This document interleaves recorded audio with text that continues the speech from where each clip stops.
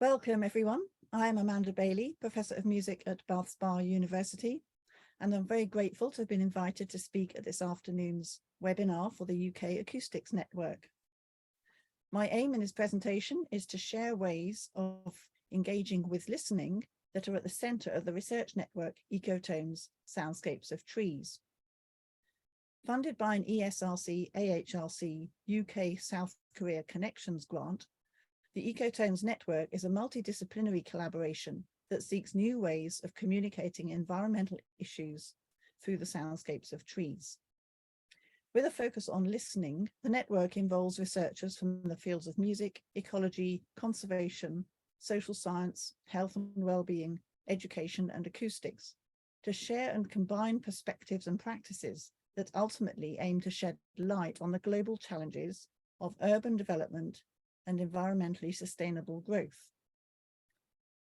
The main objectives are to identify new ways to communicate listening and thinking about environmentally sustainable growth in the context of health and well-being, to evaluate trees and ecosystem services, climate change, biodiversity values and human health improvement as major interconnected considerations in worldwide urban development, to devise new methods for cultural engagement interventions in both urban and rural contexts that focus on listening to nature, to identify and develop imaginative ways of communicating the environmental and social benefits of trees in cities, to design sounds and music into an eco-creative learning program that imagines more sustainable futures, and to plan a large-scale research project to submit to the UKRI in 2023-24. These are quite ambitious objectives, and inevitably we are further ahead with some of them than others. The next slide shows the list of participants of the core network members. And not all these participants have been at all the workshops and activities that I'll be describing and explaining during this presentation. But you can see more information on our website, which I'll share with you at the end. Our different disciplinary perspectives and practices consider the relationship between forests and human health, the psychological benefits from forest and nature spaces through listening and deep listening, after Pauline Oliveros, to sounds of nature. Further connections are made between traditional music and nature. Listening to sounds in nature helps to develop an ecoliteracy essential for environmentally sustainable growth and deep ecological urbanism. By connecting sounds in nature with creative practice, music as a cultural medium can help us rethink the links between sociocultural practices and our environment. The rethinking comes from listening, and listening activities underpinned by the question of how we live in a more than human world and how we learn individually and collectively, which I will say more about later on. I want to offer some ways in which ecomusicology intersects with interests and concerns of UCAN and its relationship to the arts and environmental humanities. Ecotones opens up the opportunity to explore the cultural meaning of sound alongside an ecological meaning of sound, and I think we still have some way to go in this regard. When setting out the research context, two important factors arise from Marina Peterson's and Vicky Brennan's ideas for developing a sonic ethnography. Listening is process and listening is relational. They interpret R. Murray Schafer's notion of soundscape as prescriptive, evaluative, and transformative. Following Peterson and Brennan, shifting the soundscape to listening builds the ethnographic into an investigation of sound. Thus, rather than providing a description of what the ethnographer hears, a sonic ethnography that starts with listening focuses on how sound matters for other people, emphasizing acoustomology over soundscape. Sound immediately becomes process, foregrounding perception and relationality. Sound is not out there, but immanent and emergent. Stephen Feld's earlier description of acoustomology, sounding and listening as knowing in action, and knowing with and knowing through the audible, is a driving force for encouraging us to relearn how to listen to our environment. Living in the world sonically and musically can teach us a lot about interspecies cosmopolitanism, as mentioned by Eduardo Mendieta. And I have actually said more about this elsewhere in relation to orality as cultural literacy and also relating to ecoliteracy. Through the activities of the Ecotones network, I'm going to provide examples of some of the different ways we have been relearning how to listen to our environment from the different disciplinary perspectives of the participants and guest speakers. First of all, though, I'm going to give a bit of background to my research and perspective. My disciplinary background is from musicology and ethnomusicology, and more recently, ecomusicology. In ecomusicology, the environment is essential for understanding music. Environments inspire music compositions, and environmentalists use music in their activism. I work with 3 composer/performers, and in fact, Kathy Hind in this slide is actually an audio-visual artist, possibly rather than a composer or performer, but combines both. And Stevie Wishart and Hailim Kim are both composers and performers. And they are involved in the Ecotones network, and I also work with them on other projects individually. And they have different ways of combining nature's sounds with human sounds to provide an essential communication device to environmental issues. Musicological, ethnomusicological, and ecomusicological perspectives include both composition and performance as ways of raising awareness about the environment. My musical and musicological contexts of listening relate to my upbringing as a musician, which I pursue mostly now as a viola player, and through my research area of transcultural musical practices. This aspect of my research is how the collaboration with researchers in South Korea came about, and directly from my previous work with Hailim as a visiting research fellow at Bath Spa University. The cross-cultural collaboration stresses the importance of thinking about our connections with nature from different cultural perspectives. A recent event in Berlin I attended, called Soundings 2022, Assemblies of Listenings and Voices Across the Souths, was specifically aimed at questioning the role of listening in different cultural contexts, which I also want to bring to our attention. What do sounds and music mean to those who do not recognize their tradition, culture, or worldview in the globally dominant Eurocentric artistic and intellectual sound, art, and music practices? Who derive their listening from other origins, other contexts, other myths, and other modes than those common in Western modernity, and who pursue their own attitude to sound and music outside the Euro-American cultural and scientific establishment. I'm not specifically addressing those questions in this presentation, but I wanted to bring them to the forefront of our mind because this is another angle from which I am approaching the network. Listening in nature provides an opportunity to invite alternative, maybe unfamiliar modes of listening, sonic encounters, and experientially driven listening in different cultural contexts. This video clip I'm going to play next is not from the Ecotones network. It is neither from South Korea nor from the UK, but from rural Zimbabwe.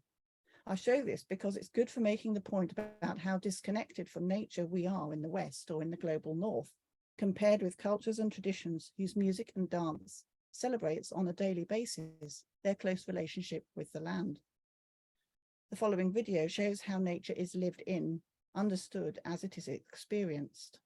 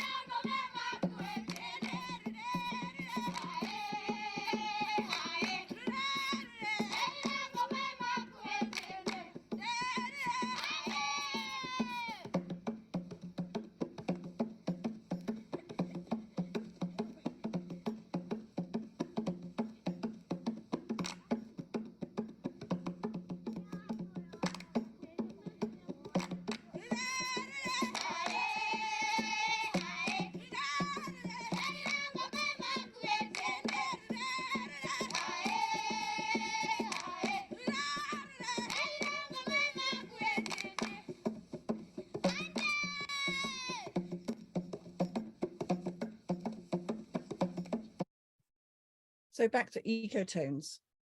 Since March 2022, the network members have engaged in a programme of activity with a plan to sustain and adapt some of these activities into long-term international transdisciplinary collaborations.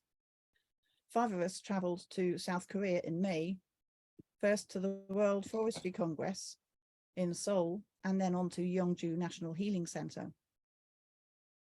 Then 4 Koreans travelled to the UK in July, and I'm going to select some highlights from what we explored during the series of workshops in both locations. I'm going to use a few selected examples from our workshops in both countries that draw attention to the significance and diversity of sounds from both human and beyond human worlds and their impacts on each other. By articulating the relational perspective between the human and more than human, these experiences and activities provide the tools for developing an epistemology of listening. This outdoor activity involved, this is the first activity we explored together, having first met each other in South Korea at the Yeongju National Healing Centre. So the task of the activity was a listening walk in silence, which Hailem guided, having introduced her instrument, which we'll see in a minute. And then to find a spot for the group, for Hailem to play and for us to interact. We then found a spot individually to document sounds through words, drawings, graphs, imitation, and a recording. And then to choose a sound from that spot that's a sound that can be repeated and memorized. And then to come back together and share our findings. And we dispersed around the site in different places. And then we would walk to another spot for a systematic recording, which Ian Thornhill was gathering for the network. So the ways we conceive nature and music are culturally specific, which Hailem introduced through her traditional instrument, the taegum, which is made of bamboo.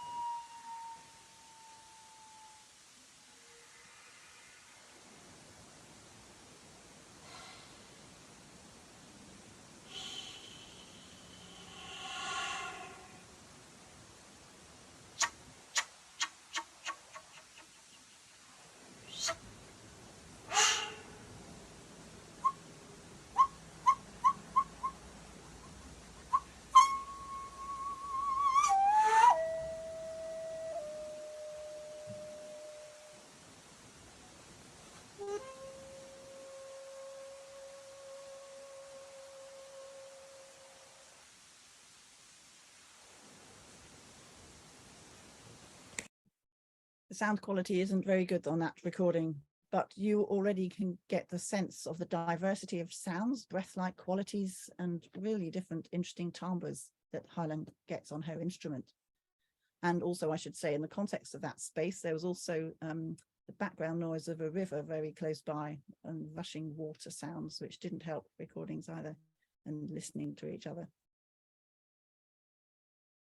And the next slide shows one of the members singing a traditional song, a traditional Korean song. This is Jin Suk Kim.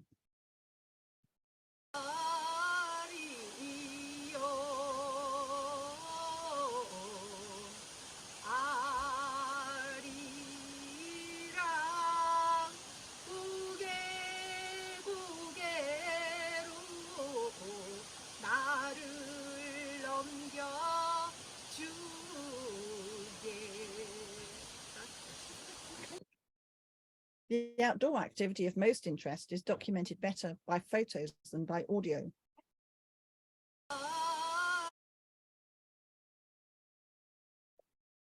So I've just used that shot to explain what's going on. We didn't have the right setup to record the very soft sounds and textures on that occasion. And as I mentioned, there was fast flowing water nearby, which generated the additional background noise. But after collecting and memorizing our signature sounds, we came back as a group to play them together. We sang, played, or whistled our sound in various combinations according to the person who was conducting the performance. Bearing in mind, we're not all musicians in this group. There's a variety of disciplines and experiences.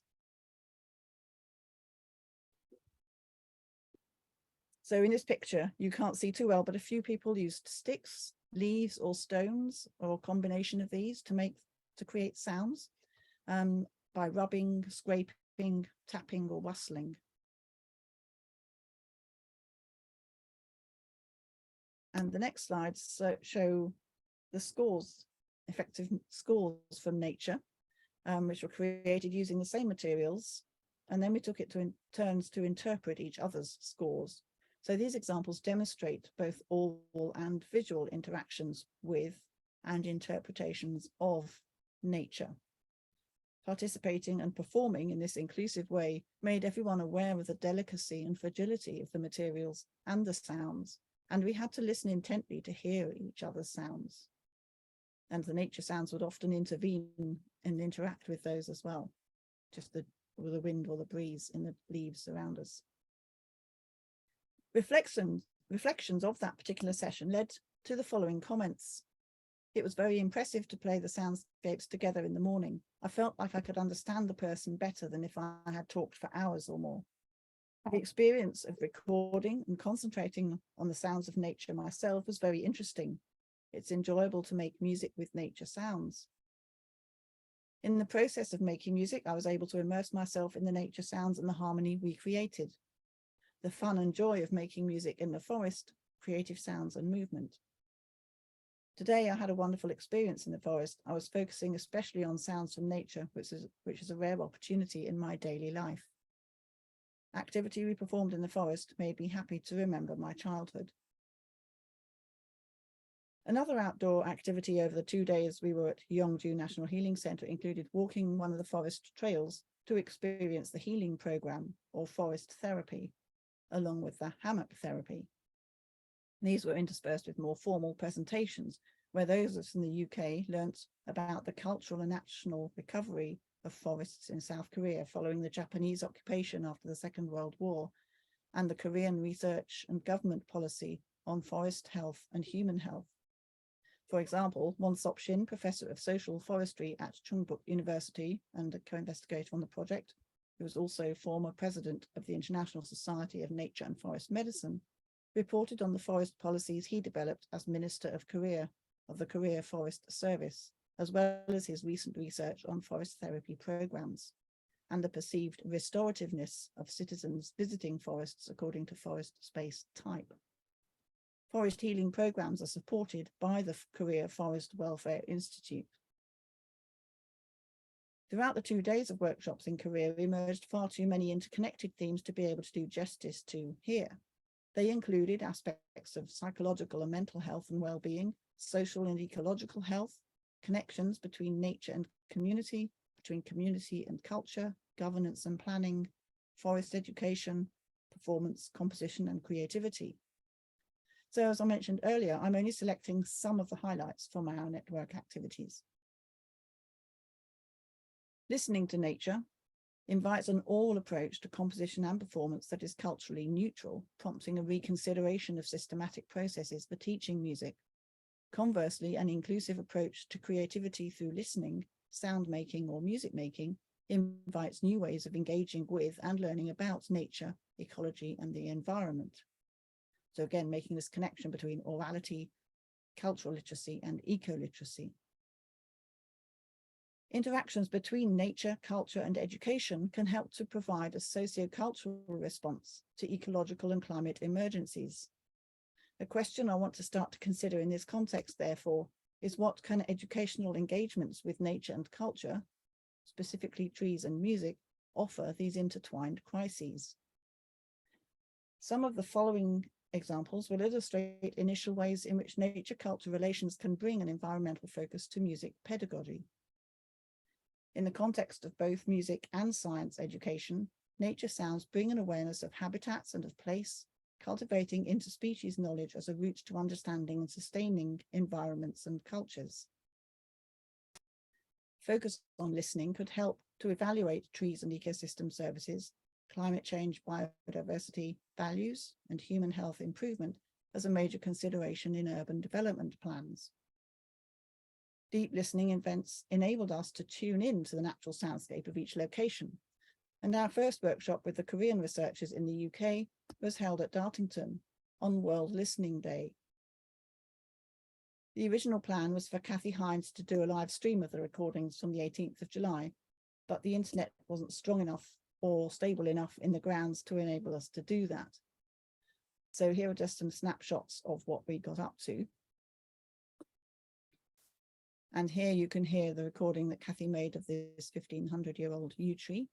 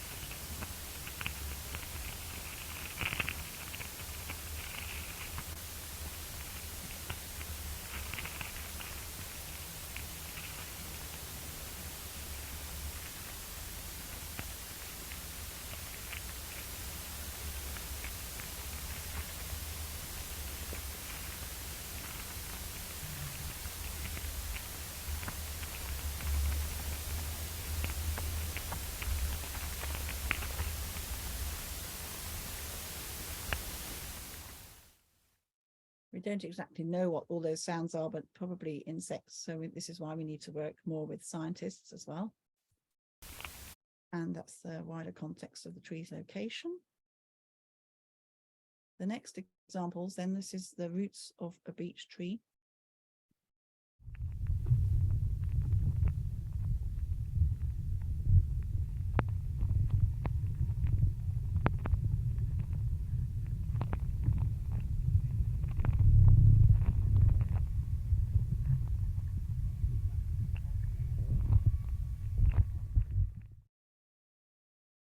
And insects among ivy roots.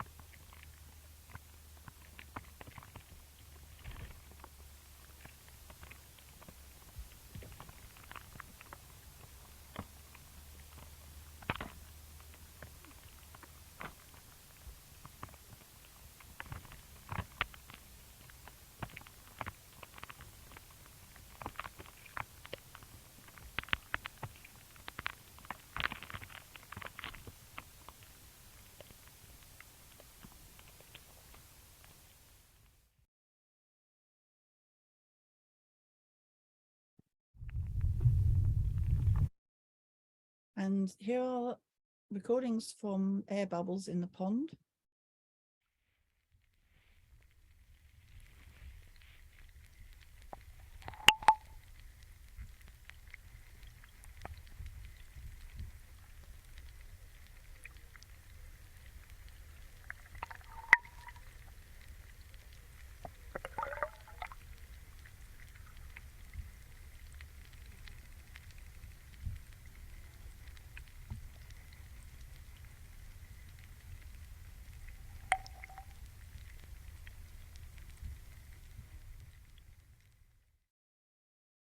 and sounds from a well, including stones being dropped in.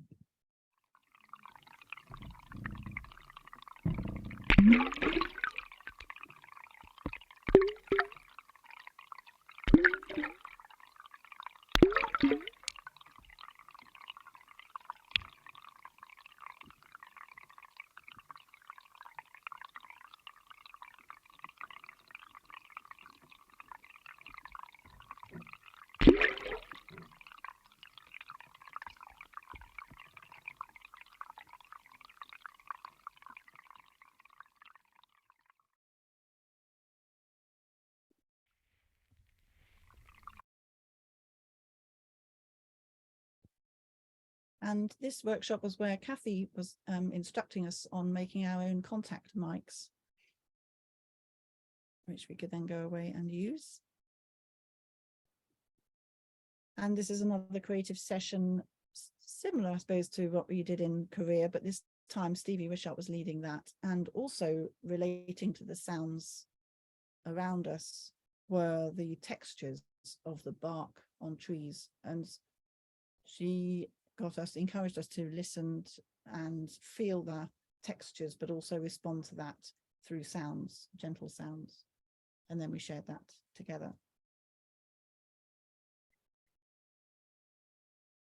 Then the next example I'm going to play, before I play it, I just wanted to show you here, the musicians are at this point further apart. So Hai Lim Kim is here playing her Taegum, and Stevie is across the field playing her violin. You'll see them, they also came closer together. And then Kathy is recording them as well. And you can hear how they're interacting or not with the sounds around, the nature sounds. And we had to get further away from the main gardens and estate in order to get to a quieter space than the more some of the more machinery sounds and anthropogenic sounds around. So next slide, you can hear they're playing.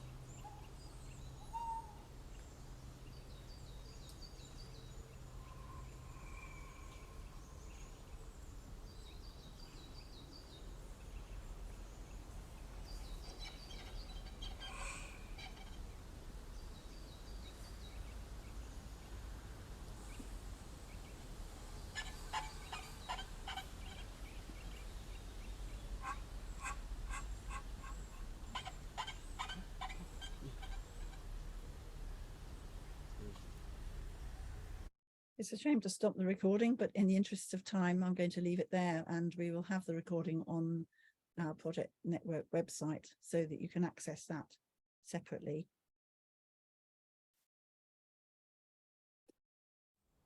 So the next stop was Bristol, where we visited a tiny forest site, which is one of many of the sites that Earthwatch have planted around the UK in the last year or two. And it led to discussions and presentations around the social value of trees, and they're deliberately set in residential areas of city spaces. And here we were doing some measurements of the height and width of trees. And also, while we were in this location, there's a centre nearby where we had a guest speaker, Will Ship, who joined us to discuss social prescribing. And we also learned more about medicine-based forest therapy programs in South Korea from Jin-gun Kim, who's one of the co-investigators as well. And we explored acoustic aspects of sound propagation through trees and urban soundscapes with Jan Kang, who's a member of the UCAN. And again, there are more presentations in the UK workshops than I can give justice to here, but I want to give you an example of the range of activities that we got involved in. So after Bristol, we had an experience of tree yoga, and we also had experimented with an ensemble, again led by Stevie Wishart. I'll play that first and then I'll say something about it. But again, it's to do with the responses to nature sounds in this location, which is at Bath Spa University, and we're near the lake, so there are water birds that we were interacting with as well.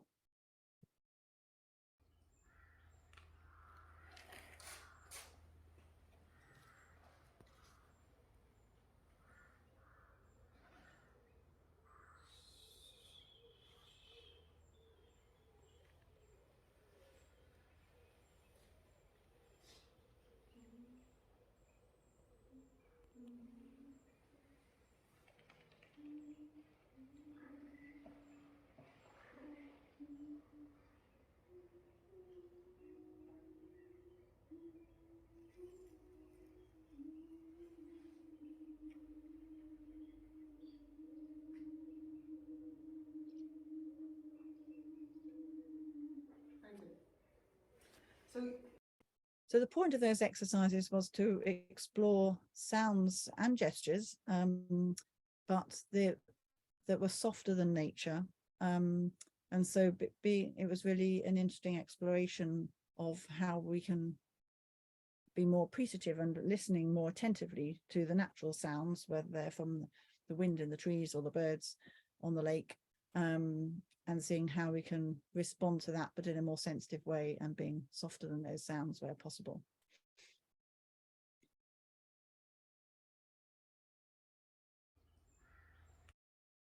So the next stop was Glasgow, and here we have the setup of Tim Collins and Renko Goto, their installation of Plain Air with Chris Malcolm, which they've presented. It's previously been installed at the Botanical Gardens in Glasgow. And it's called The Breath of Trees, or Spirit in the Trees, and Spirit reveals the carbon breath exchange of trees through photosynthesis and respiration through the development of a climate instrument and concept. So the sounds you can explore from their website. I'll put the links on this slide so you can actually listen to the sounds in that installation, but it's just here so that you can get a sense of another context, a different artistic context of how we're working with these ideas. Another example is Body Weather, which is an approach to training and performance that investigates the intersections of bodies and their environments. It was developed by a dancer and farmer, Min Tanaka, and an international group of artists in the late 1970s in Tokyo, and later in the early 1980s in Hakushu in the Yamanashi prefecture in Japan. Body Weather views the body as a constantly changing environment within a much larger environment that's also constantly changing. And it's omni-centered, meaning many-centered, and works with limits, becoming aware of habitual patterns, working with different speeds in the body. It's not an actual therapy, but some people might find it therapeutic. So there are three main areas here that you can see on the slide. And the one we focused on mostly was the groundwork or field work that's about sensory perception and how we inhabit space. So to start with, Neil Callaghan, who led this area, performed with Hylam Kim and with Stevie Wishart. And then we worked outside exploring these areas in pairs and groups of 3, mostly working from this third category about and exploring how slow we could make our movements and gestures and sounds, so that the focus was really on the speed and the slowness of that speed in response to nature and our surroundings and in response to each other.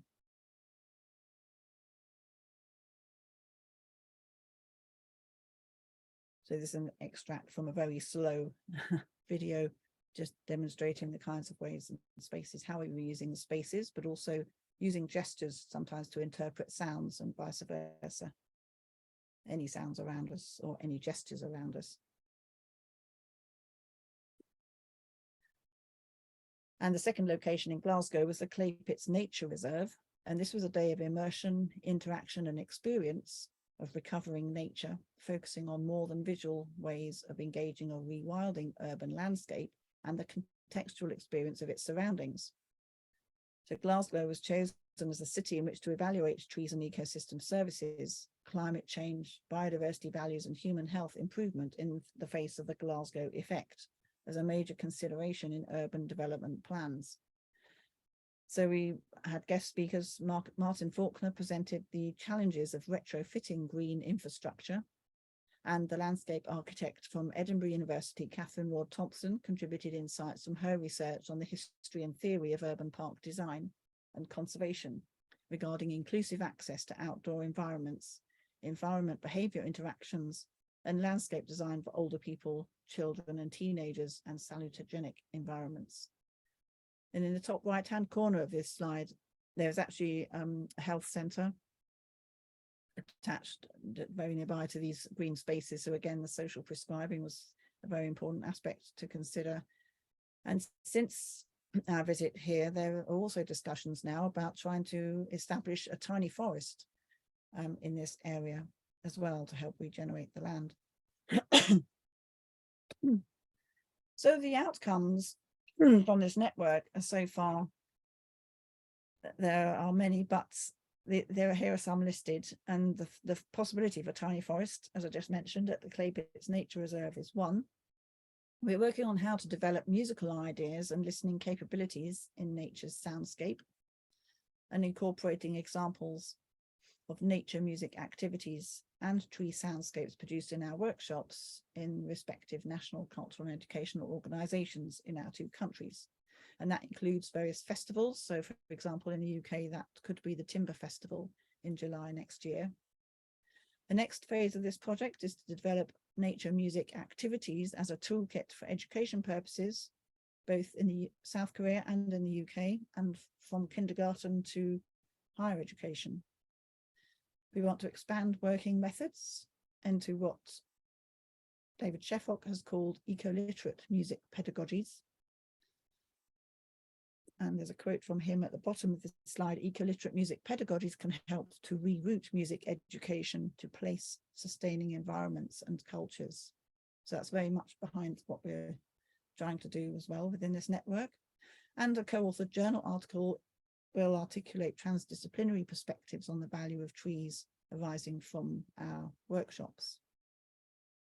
What I haven't mentioned is the online workshops that have also taken place since March of this year, which included a wonderful inspirational talk by David George Haskell in the same month that his new book came out, or at least was available in the UK, which is called Sounds, Wild and Broken, which I've also included in the references on my slide at the end.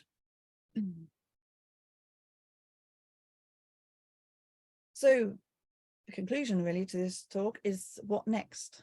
More outcomes are still being developed, and we're considering and consolidating all the reflections we've documented at the end of each of the workshops. And we're considering a project proposal to UKRI, and we want to incorporate more scientists in the way we develop our work, and to explore further the cultural meaning of sound in conjunction with an ecological meaning of sound. And this could be developing interactive exercises to connect scientific research with creative outputs. One of the things I took from the UCAN Monitoring Biodiversity Symposium in June this year was from ELTA, the Integrated European Long-Term Ecosystem Critical Zone and Socio-Ecological Research. And that was, can acoustic monitoring help us understand human appreciation of landscapes? And I noted from that question that the comment was on the quiet or on the no sound. So I can't do justice to all the avenues to be explored, but I want to focus on this aspect of the no sound and how we learn to listen, play, sing, or murmur or hum softer than nature and underneath nature. So we explore that, the distance between silence, no sound, and soft sounds. And even though the Ecotones network has brought together a number of different disciplines, I'm hoping that this presentation might attract others we can develop our ideas with as well. So we're continuing to explore how different methods, approaches, and perspectives can be integrated to meet our objectives and welcome more international and cross-continental collaborations. And lastly, I put how the perception of sounds and soundscapes can help to develop an epistemology of listening from and for environmental empathy. We're always open to more questions, and one of those which arose during our visit in Glasgow was from Reiko Goto, who asked here, is it possible to create change if people interpret and understand life as interdependent and interrelated with nature in our environments?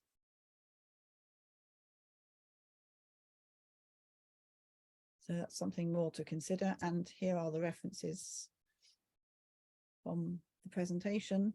This next and last slide includes my email address and also the website for seeing more about the Ecotones network. And we will continue updates over the next 10 months or so. And I'd like to hear from anybody and to follow up any of the ideas that I presented to you today. So thank you very much for listening, and I'll now consider the questions that arise.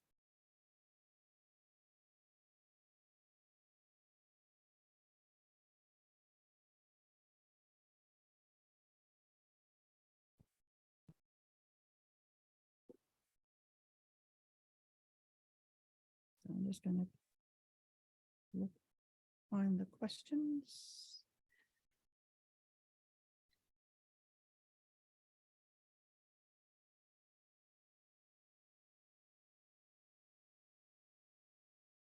So Andrew has asked, is it a question I'd ask is about being softer than nature, softer to whom?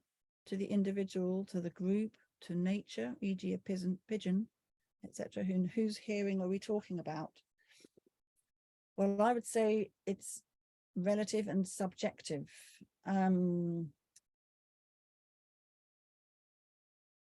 As a group, when we're listening as a group, then obviously it's only one personal hearing we can relate to, and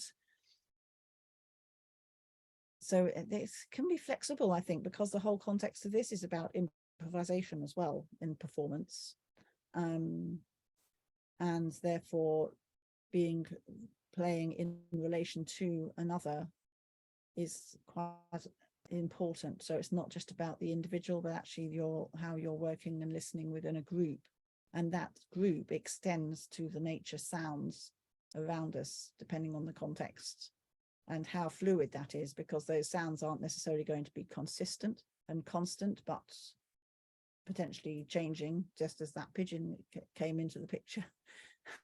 Not literally, but metaphorically, we were hearing there. So what we're also interested in doing, I suppose, behind this is thinking about making us more aware of those sounds, so we can start thinking about how other species might hear each other and respond to each other. So in terms of whose hearing we're talking about, we would like to extend that to other species as well.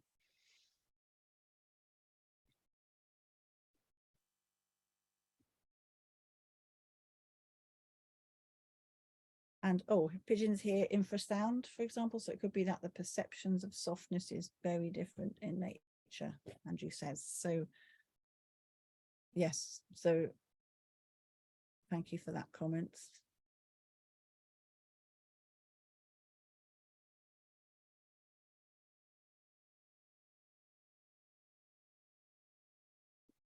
Yeah, I mean, also thinking about it, the context extends into sounds outside, well, at least outside rural environments and more into urban environments. And those perceptions of softness are going to be very different again. Someone's asked for the links we can follow the content of the workshops. Yes, well, we've actually set out the programs of each workshop on our website, and we'll be updating more with summaries of those workshops later in the month. And in terms of collaboration opportunities for paper projects or proposals, then please do get in touch with me, and I look forward to hearing from you.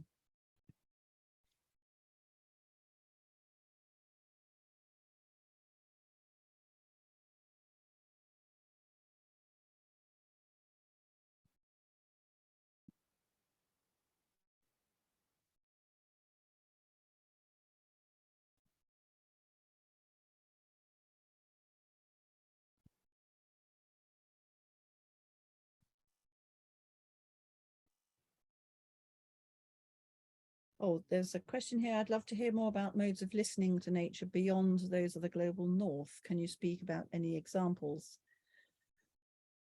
Interestingly, I don't have any direct examples for, and I mentioned, of course, gave that example from Zimbabwe, which is more to do the connections and researchers I'm working with there. I have more to do with the way they, as that film showed, really, the way they celebrate sounds and in their everyday lives. I'm not so clear about their listening, other than the fact that I know they revere certain species of trees, for example, that are very sacred to them. But that aspect of listening, I don't yet know enough about to comment on there. What I would say though is that is an interesting artist who I met in Berlin at that event I mentioned in August, called Nandita Kumar. She's actually has a residency in Berlin at the moment, and is from India, but she's a media artist who is exploring ways of listening to nature and has set up various ways of doing that. So Nandita Kumar is her name, and you can check out her work on her website.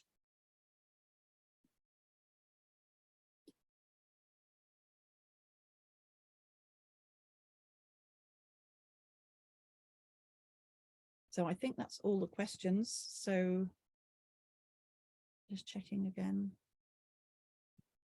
So please do get in touch. We'd love to hear from any of you and to think about how we might extend any of our ideas.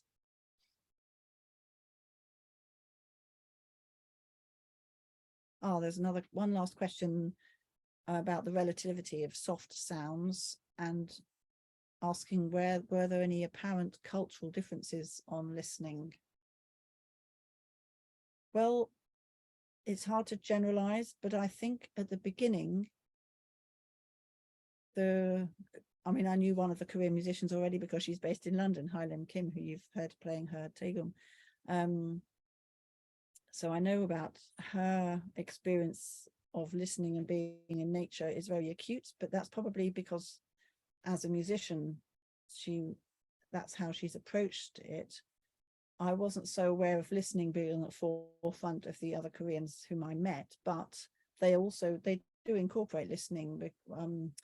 Jin Hee-yu, who focuses on children in the forest and forest education, incorporates music making and ideas around sounds, and she plays ocarina. And the Jin Suk Kim, the other Korean female, she as a director of a national healing forest as well. So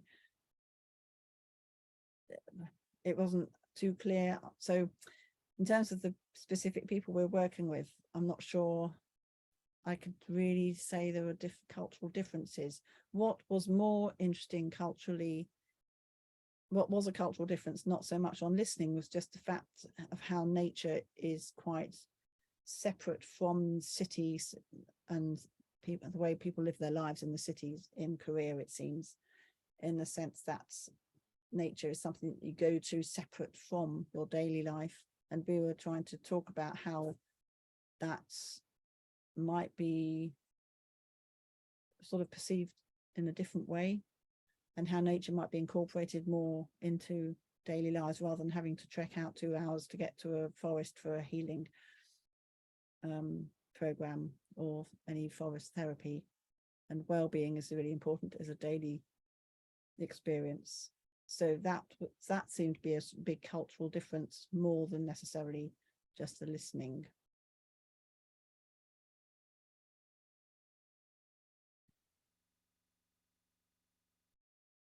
Well, thank you very much again for coming, and I think that's it for the questions. So I hope to hear from you in due course. Thank you again.